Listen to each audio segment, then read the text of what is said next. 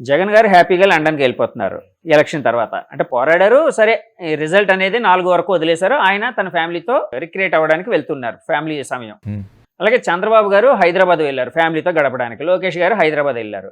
అలాగే పవన్ కళ్యాణ్ గారు ఇప్పుడు హైదరాబాద్ వెళ్ళిపోతున్నారు. వీళ్ళు అధినాయకులందరూ వాళ్ళ ఫ్యామిలీకి సమయం కేటాయిస్తున్నారు, కోల్పోయిన సమయాన్ని ఫ్యామిలీకి కేటాయిస్తున్నారు. మీరందరూ ఇట్లా కొట్టుకు చేస్తున్నారు, కొంచెం మారండ్రా అని చెప్పి ఒక మాట అన్నాడు ఆయన.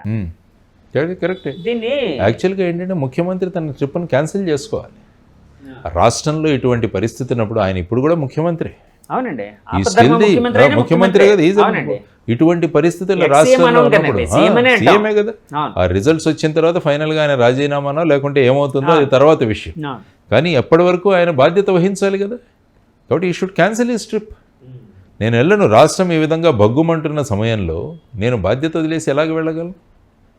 అదే ఇలాంటి పరిస్థితుల్లో ఎవరైనా ఎస్పీ కానీ కలెక్టర్ కానీ మేము మా కుటుంబంకి సమయం ఇచ్చారంటే మీరే లీవ్ ఇవ్వరు వాళ్ళకి. మరి CM should not take the leave. ఇటువంటి బాధ్యతాయుతమైన పొజిషన్స్లో మనకు పర్సనల్ లైఫ్ ఉండదు. You should forgo your personal life. మన కుటుంబ జీవితం ఉండదు మనకి. అది ప్రజల కోసం మనం దాన్ని త్యాగం చేయాలి. అదే సెట్టింగ్ ఏ రోల్ మోడల్ అంటే. రోల్ మోడల్ అంటే ఏంటి ఉంటుందంటే మనకు ప్రయారిటీ ఏంటి. సో ఆ విధంగా చేసుకోవాలంటే నేను I always recommend CM should cancel his trip now. వెళ్ళేసి రాష్ట్రం ఈ విధమైన పరిస్థితుల్లో ఉన్నప్పుడు వదిలివేస్తే ఎలాగుంటుంది?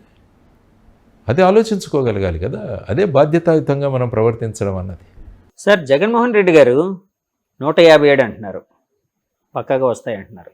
అలాగే చంద్రబాబు నాయుడు గారు వాళ్ళ కూటమి నేతలు అయితే 130 నుంచి 140, 145 వరకు వచ్చే అవకాశం ఉందని వాళ్ళు చెప్తూ ఉన్నారు.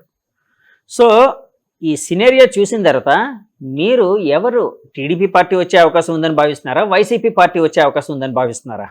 ఇదంతా ఏంటంటే మనకు ఈ 2026 సంవత్సరంలో ఈ డీనోటిఫికేషన్ అయ్యి మళ్ళీ అన్ని అసెంబ్లీలు ఇవన్నీ పెరగబోతున్నాయి.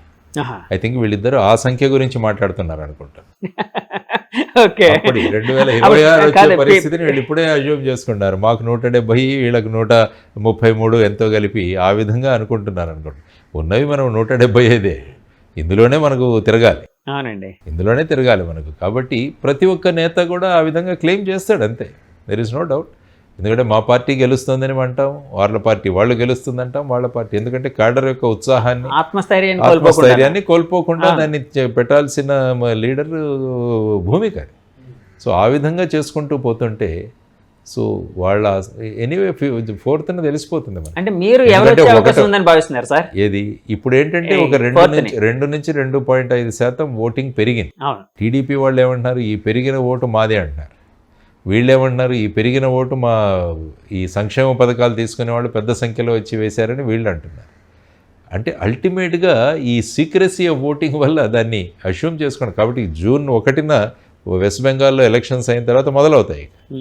1 తర్వాత ఇంక ఎగ్జిట్ పోల్స్ మొదలవుతాయి. ఆల్రెడీ సోషల్ మీడియాలో నడుస్తూనే ఉన్నాయి. 2 రకాలుగా వస్తున్నాయి. ఒకటి వీళ్ళకి ఎంత వస్తుందని, వీళ్ళకి ఎంత వస్తుందని, ఈ విధంగా అనుకుంటూనే వెళుతున్నారు. ఎగ్జిట్ పోల్స్ కూడా శాంటిటీ లేదు కదండి. శాంటిటీ లేదు. అలాంటి కూడా వెంటనే చెప్పేయచ్చు ఎగ్జిట్ పోల్స్. ఎందుకంటే ఎగ్జిట్ పోల్స్ చేసేవాళ్ళు నేను ఎప్పుడు ఏమంటుంటానంటే మీరు ఎంత శాంపుల్ని తీసుకున్నారని చెప్పాలి. మీరు 10 మందిని అడిగారా, 2 లక్షల మందిని అడిగారా? ఎప్పుడైతే శాంపుల్ సైజ్ పెరుగుతుందో తర్వాత ఏంటంటే ప్రతి వ్యక్తి కూడా ఆ విధంగా వ్యక్తీకరించాడన్నది కూడా లేవు. చాలా ఎగ్జిట్ పోల్స్ ఫెయిల్ అయ్యాయి. మీరు చూసుకుంటే చాలా ఎగ్జిట్ పోల్స్ ఫెయిల్ అయ్యాయి మనకి. అదంతా ఏంటంటే ఒక బెట్టింగ్, ఇది ఒక బెట్టింగ్ ఒకటి. ఇంకోటి ముఖ్యంగా ఈ ఎగ్జిట్ పోల్స్ జరిగేవన్నీ బెట్టింగ్. ఇప్పుడు చాలా చోట్ల బెట్టింగ్ జరుగుతున్నాయి. ఇందులో ఈయనకి ఎంత మెజారిటీ వస్తుంది, ఆ నియోజకవర్గంలో ఆయన గెలుస్తారా గెలవరా, ఆ తర్వాత మెజారిటీ ఎంత వస్తుంది, ఇది సట్టా బజార్ జరుగుతూనే ఉంటుంది. సో ఈ ఎగ్జిట్ పోల్స్ ఇవన్నీ కూడా, అందుకనే నేను ప్రశాంతంగా చెప్తాను, మనం 4వ తేదీ వరకు ఆగుదాం. ఎందుకు ఆల్రెడీ మన భవిష్యత్ ఏదైతే ఉందో అందులో మనకు బంధించబడింది. ఇప్పుడు ఐపీఎల్ బెట్టింగ్స్, క్రికెట్ మ్యాచ్లు బెట్టింగ్స్, ఇంకో బెట్టింగ్లు జరిగితే వాళ్ళ నుంచి ఫ్రేమ్ చేయడానికి, పట్టుకోవడానికి ట్రై చేస్తాము, ఫ్రేమ్ చేస్తాము, చార్జ్ షీట్ అంతా వేస్తాం, వాళ్ళని జైలుకి పంపిస్తారు. ఈ పొలిటికల్ బెట్టింగ్స్ మీద మరి ఎలాంటి ఇది ఉండదా సార్? అంటే any betting is a betting, అంతే కదండి. ఇప్పుడు దాని మీద చెయ్యాలి కదా. అంటే ఇవన్నీ ఏంటంటే ఎక్కడ డాక్యుమెంట్ రాసుకోరు వీళ్ళంతా. కూడా డాక్యుమెంటేషన్ ఏమి ఉండదు కదండి ఐపీఎల్ బెట్టింగ్స్ వాటిలోని. ఐపీఎల్ బెట్టింగ్స్ ఇవన్నీ ఏమవుతాయంటే ఫోన్ ద్వారా తీసుకుంటుంటారు. అదే మేము ఈ బాల్లో వీడు అవుట్ అవుతాడు, ఈ బాల్ 4 కొడతాడు, లేదంటే ఈ డాట్ బాల్ అవుతుంది, ఇలా రకరకాలుగా వాళ్ళు ఫోన్లతో ఉంటారు, అవన్నీ కూడా రికార్డెడ్ ఉంటాయి. ఓకే, ఇవేంటంటే ఇద్దరు వ్యక్తులు కూర్చొని అనుకుంటారు. ఇదేం ఓపెన్గా అందరూ ప్రదర్శన కాదు కదా, ఈ నియోజకవర్గం మొత్తం రాష్ట్రం తెలుస్తుంది సార్. ఇప్పుడు ఓపెన్ గా ప్రజలు మాట్లాడుకునేటట్టు ఉంటుంది. పలానా వాళ్ళు ఇద్దరు బెట్టింగ్ కాసారు, ఇక పలానా అతను ఈ పార్టీ మీద కాసాడు, పలానా అతను ఆ పార్టీ మీద కాసాడు. అంటే దాని డాక్యుమెంటేషన్ ఎక్కడ, దాని రికార్డ్ ఎక్కడ ఉండదు కదా. రికార్డు ఉంటే ప్రతి betting is illegal, any betting is illegal. Cricket betting కావచ్చు, ఇది కొంతమంది వర్షం ఇక్కడి వరకు పడుతుందో అక్కడి వరకు పడుతుందని కూడా బెట్టు కాసేవాళ్ళు ఉన్నారు. అంటే బెట్టింగ్కు ఏది కూడా అనర్హం కాదు, దేని మీదైనా బెట్టింగ్ కావచ్చు అన్నది మనం అంతా చూసినాం. శ్రీ గారు చెప్పినట్టు కుక్క పిల్ల సబ్బు పిల్ల కాదేది కవితకు అనర్హం అంటే, కాబట్టి బెట్టింగ్ కాదేది అనర్హం అని మనం చెప్పుకోవచ్చు. On anything you can bet, ఆ విధంగా ఉంటుంది. కానీ ఏంటంటే ఈ విధమైన పరిస్థితులలో భవిష్యత్తు రాష్ట్రం గురించి ఆలోచించాలి మనం అందరం కూడా. రాష్ట్రం భవిష్యత్తు ఏంటి? ఆల్రెడీ 10 సంవత్సరాలు మనం పోగొట్టుకున్నాం. విభజన జరిగిన తర్వాత రాష్ట్రం చాలా లాస్లో ఉంది మన రాష్ట్రం. ఎందుకంటే మన రాష్ట్రాన్ని చూసుకుంటే రావాల్సినవి ఏవీ రాలేదు. ఈ రాష్ట్రాన్ని గురించి మేము పట్టించుకున్నామన్న వాళ్ళు కూడా లేదు. ఎప్పుడు చూసినా పొలిటికింగే, ఇందులో ఎప్పుడు చూసినా రాజకీయమే ప్రతి దాంట్లో కూడా. మరి నేను మళ్ళా రిపిటేషన్ కావచ్చు కానీ ప్రత్యేక హోదా ఏమైంది? విభజన హామీలు ఏమయ్యాయి? హైదరాబాద్ ఇంకా జూన్ వరకు మన క్యాపిటలే. మరి దాని గురించి ఏం చేస్తున్నాం సార్? ఇప్పుడు ఫర్ ఎగ్జాంపుల్ ఏదో ఒక పార్టీ వచ్చింది అనుకోండి, వాళ్ళు ప్రత్యేక హోదా మీద ఫోకస్ చేసే అవకాశం ఉందని మీరు భావిస్తున్నారా? ఫోకస్ మేము చేయించబడతాం కాదు, మీరు వాళ్ళు చేసే అవకాశం ఉందని మీరు భావిస్తున్నారా? చేయరు. ఎందుకంటే పైన సెంట్రల్ గవర్నమెంట్ ఫర్ ఎగ్జాంపుల్ వాళ్ళు ఏమంటే వీళ్ళు జీ హుజూర్ అంటారు కదా. ఎందుకంటే ఆయనకు విరుద్ధంగా మాట్లాడే వాళ్ళు ఎవరైనా ఉంటారో, ఫర్ ఎగ్జాంపుల్ బీజేపీ అక్కడ వస్తే, ఆ తర్వాత కాంగ్రెస్ ఏం చెప్పింది, మేము వస్తే మటుకు ప్రత్యేక హోదా ఇస్తామని అన్నారు. కాబట్టి ఇవ్వాలి, ప్రత్యేక హోదా ఇవ్వాలి. కానీ ఇక్కడ ఇంకొక మాట కూడా ఉందండి. ఇప్పుడు అంటే రాదు అని తెలిసిన తర్వాత ఒక మైలేజ్ కోసం కొన్నిసార్లు రకరకాల మాటలు చెప్తూ ఉంటారు. అంటే ఎగ్జాగరేట్ చేసి మేము అది చేస్తాం ఇది చేస్తామని చెప్తూ ఉంటారు.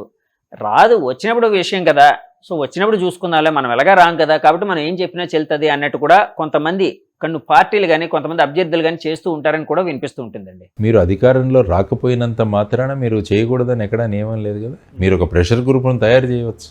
మా ప్రత్యేక హోదా సాధన సమితి మళ్ళీ మేము మొదలుపెట్టాం ఈ విషయాన్ని. మా ప్రయత్నం జరుగుతూనే ఉంటుంది, ఏ పార్టీ వచ్చినా కూడా, irrespective of the party. Srinivas గారు, నేను కూడా ఉన్నాను, వారి అధ్యక్షత నేను సెక్రటరీగా ఉన్నాను. దాంట్లో మేము మా పోరాటం స్టార్ట్ చేసాం, జరుగుతున్నాయి ఈ విధానాలు జరుగుతూనే ఉన్నాయి. రాష్ట్రానికి ప్రత్యేక హోదా ఎందుకు తీసుకురారని వీళ్ళందరినీ అడుగుదాం. అందుకనే అంటున్నాను, అసెంబ్లీలో ఒక ఇండిపెండెంట్ వాయిస్ అవసరం. 2 పార్టీలను సమన్వయం చేసి అందరం కలిసి వెళదాం పదండి ప్రధానమంత్రి దగ్గరికి అని మాట్లాడేవాళ్ళు కావాలి ఇక్కడ. లేకుంటే ఏమంటారు, మన రాష్ట్రంలో ప్రధానమైన సమస్య ఏంటంటే క్రెడిట్ ఎవరికి వస్తుంది అన్నది ప్రధానమైన సమస్య. ఇప్పుడు ప్రత్యేక హోదా వీళ్ళు తెచ్చేస్తే రేపు వీళ్ళ పొలిటికల్ మైలేజ్ పెరుగుతుంది, కాబట్టి దాన్ని మనం ఆపేయాలి. ఇప్పుడు మనం ఇక్కడ కూడా చూసాం, పార్లమెంట్లో కూడా ఒక అభ్యర్థి మాట్లాడుతుంటే ఇంకొక అభ్యర్థి వాళ్ళని డిస్టర్బ్ చేయడం, అది కేవలం మన రాష్ట్రం వాళ్ళ ఎంపీల్లోనే చూస్తాం. మిగతా ఏ రాష్ట్ర ఎంపీలు వాళ్ళ రాష్ట్ర ఎంపీ మాట్లాడుతుంటే వాళ్ళు కూడా మాట్లాడుతుంటారు, సపోర్ట్ చేస్తుంటారు. మన దగ్గర చూడండి, ఎంపీలు మాట్లాడుతుంటే ఎంత దారుణం అంటే, మనం we have become a laughing stock. మనం అందరూ కూడా నవ్వుకోబడ్డే వాళ్ళలాగా మన రాష్ట్రాన్ని ఆ విధంగా తీర్చిది. సార్, ఈ విషయంలో తమిళనాడు వాళ్ళని మనందరం ఆదర్శంగా తీసుకోవాలి. తమిళనాడు, మహారాష్ట్ర, కొన్ని రాష్ట్రాల వాళ్ళని, ఎందుకంటే పార్టీలకు అతీతంగా వాళ్ళ ప్రయోజనాల కోసం ఒక్కటిగా పోరాడతారు. ఏదైనా వస్తుంది ప్రాజెక్ట్ అంటే అందరూ కలిసిపోతారు, వెళ్ళి అందరూ కలిసి ముఖ్యమంత్రి ప్రధానమంత్రి దగ్గర కన్సర్న్ మినిస్టర్ దగ్గర కూర్చొని మా రాష్ట్రానికి ప్రాజెక్ట్ తీసుకురావండి అన్న కమిట్మెంట్ ఉండేది. ఇక్కడేంటి, రాకపోయినా పర్లేదు, వాళ్ళ రిజీమ్లో ఇది రాకూడదు, వాళ్ళ ప్రభుత్వంలో ఉన్నప్పుడు ఇది రాకూడదు అన్న ప్రయత్నాలు జరుగుతుంటే, ఇక్కడ ఏదైనా జరుగుతుంటే లెటర్లు రాసిన వాళ్ళు కూడా చాలామంది ఉన్నారు. ఏదైనా ఒక ప్రాజెక్ట్ వస్తుంటే ఈ ప్రాజెక్ట్ రానివ్వకూడదనే లెటర్లు రాసిన ఉదాహరణలు కూడా మన దగ్గర చాలా ఉన్నాయి సార్. ఉన్నాయి. ఈ ప్రాజెక్ట్ రాకూడదు, ఈ విధంగా అవ్వకూడదు అన్నవి వీళ్ళే ఒక కల్పన చేస్తూ చాలా విషయాలు జరిగాయి మన దగ్గర.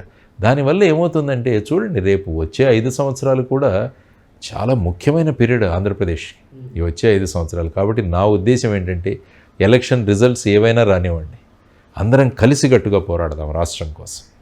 ఎవరు ప్రభుత్వం ఏర్పాటు చేసినా, ఎవరు ప్రతిపక్షంలో ఉన్నా కూడా అందరం కలిసి రాష్ట్రం కోసం ఒక 5 సంవత్సరాలు మనం పాటుపడదాం. అందరం ఒక మోడల్గా, ఒక నమూనాగా, ఒక ఆదర్శమైన రాష్ట్రంగా మళ్ళా తయారు చేయడానికి మనం ప్రయత్నం. మీ కక్షలు, కార్పణ్యాలు ఇవన్నీ పక్కన పెట్టండి, రివెంజ్ పాలిటిక్స్ పక్కన పెట్టండి, అవన్నీ పక్కన పెట్టి అందరం కలిసి పనిచేద్దామన్న ఒక కాన్సెప్ట్ కోసమే జై భారత్ నేషనల్ పార్టీ ప్రయత్నిస్తుంది. ఒక అనుసంధానకర్తగా ఉండాలి అని చెప్పేసి మేమంతా కోరుకుంటున్నాం. అందరం కలిసి పోరాడదాం. సార్ ఇప్పుడు అందరూ కలిసి పోరాడాలి అని మీ ఆశయం ఏదైతే ఉందో చాలా గొప్పది, బాగుంది. కానీ ఈ ఆశయాన్ని రాజకీయ పార్టీల్లో రావాలి కదండి. ఇప్పుడు పోరాడాలి అంటే రాజకీయ నాయకులందరూ కలవగలగాలి. ఫస్ట్ ఆఫ్ ఆల్ పార్టీలు కలవగలగాలి, ఒకే తాటి మీదకి రాగలగాలి, ఒకే డయాస్ని పంచుకునే వేదిక పంచుకునే విషయం ఉండాలి. సో ఆ విధంగా జై భారత్ పార్టీ మీరు కానీ ఏమైనా చేయగలుగుతున్నారా? అంటే పార్టీలతో ఏమైనా వాళ్ళ అవేర్నెస్ కోసం. అందుకని ఏంటంటే నేను ముఖ్యంగా అన్నది ఒక నియోజకవర్గాన్ని ఆదర్శ నియోజకవర్గంగా చేద్దామన్న కాన్సెప్ట్ నేను ఎందుకు పెట్టాను అంటే, అప్పుడు ఏమవుతుందంటే రాజకీయ నాయకుల్లో కాంపిటీషను వాళ్ళ నియోజకవర్గాన్ని ఆదర్శ నియోజకవర్గంగా చేసే తపన వాళ్ళలో మొదలవుతుంది.